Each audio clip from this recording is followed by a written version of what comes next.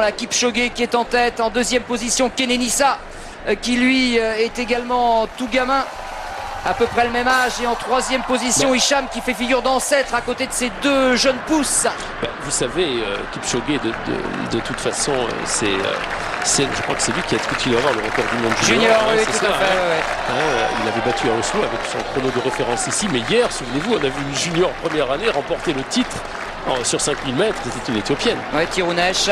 Mais là, attention, il n'y avait pas la résistance qu'il y a ici. Oh, regardez Hicham qui passe, il reste toujours en seconde position, il considère réellement qu'il est il se place en patron. Alors aura-t-il les moyens de continuer cette stratégie? Vous savez, c'est après le 3000 que ça se passe, c'est au 4e kilomètre. Il a tout ce qu'il faut, Hicham, pour aller au 4e kilomètre, mais que restera-t-il de ses forces après le 4e kilomètre?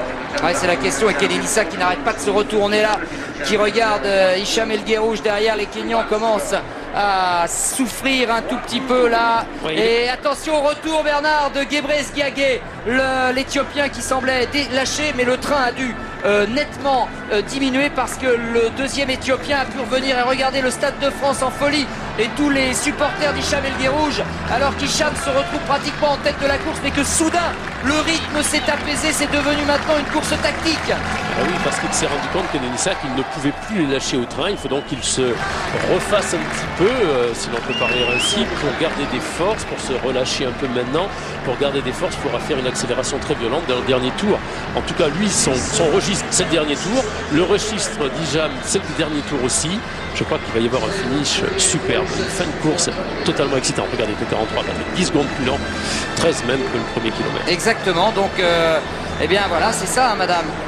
Dans un premier temps, on a essayé d'étouffer Hicham, et dans un deuxième, comme on n'y est pas parvenu, eh bien maintenant on attend l'explication au sprint avec Hicham El Guerrouj qui trouve que ça va pas assez vite et qui prend maintenant la tête alors qu'on est dans le dernier kilo. Pourquoi Patrick il la prend? Parce que nous sommes à 800 mètres et que justement pour se mettre à l'abri du dernier tour, il veut imprimer un avant-dernier tour encore plus rapide. Il fait exactement comme il faisait sur 1500 mètres. Oui, mais voilà, il s'attaque là à des gens qui ont un foncier extraordinaire et qui peut-être ne seront pas marqués par cet avant-dernier tour. Et bien on va voir Hicham avec Kenenisa cette fois dans le rôle du chasseur en deuxième position, et tous les Kenyans sont là. Voilà Chebi qu'on n'avait pas vu depuis le début, le voilà, le 795 Abraham Chebi qui montre le bout de son nez maintenant, et les trois autres Kenyans derrière.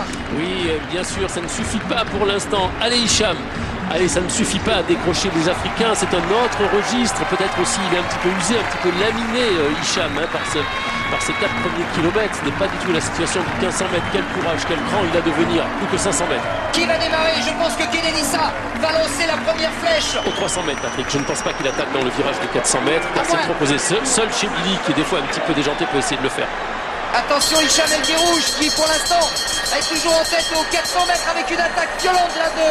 Non, c'est pas une attaque, il se place. Kipchoge en deuxième position, Kenenisa en troisième position. Pour l'instant, personne n'a encore attaqué le maître.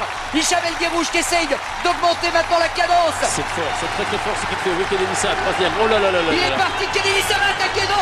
Kenenisa qui... derrière en 4, non, qui passe. Ouais, Chebi, il est quatrième seulement, et c'est Hicham El Guerrouj est parti peut-être pour l'exploit le plus incroyable de ces championnats. Hicham est parti. Est-ce que Kenenisa va réagir? Ça va être dur. Hicham est là toujours, attention, ça revient derrière. Attention avec Chebi. Non, c'est Kipchoge, Kenenisa. Ça va être dur, Kenenisa qui à l'extérieur. Hicham qui résiste. Et c'est Kipchoge ou Hicham. C'est énorme, c'est Kipchoge, non, Hicham qui relance. Oh, c'est extraordinaire. Kipchoge, Eliud Kipchoge, pas Hicham El Guerrouj. Hicham El Guerrouj a failli réussir son challenge insensé. Et ce n'est pas Kenenisa Bekele, le fils de Haile, qui lui a volé la vedette, mais cet Éthiopien, Bernard, qui a tout juste quoi, 18 ans, Eliud Kipchoge. Patrick, c'est la première fois. Allez, pour voir les choses calmement, on va poser le tableau là maintenant. C'est la première fois tant hier chez les dames sur 5000 mètres qu'aujourd'hui chez les garçons, que deux juniors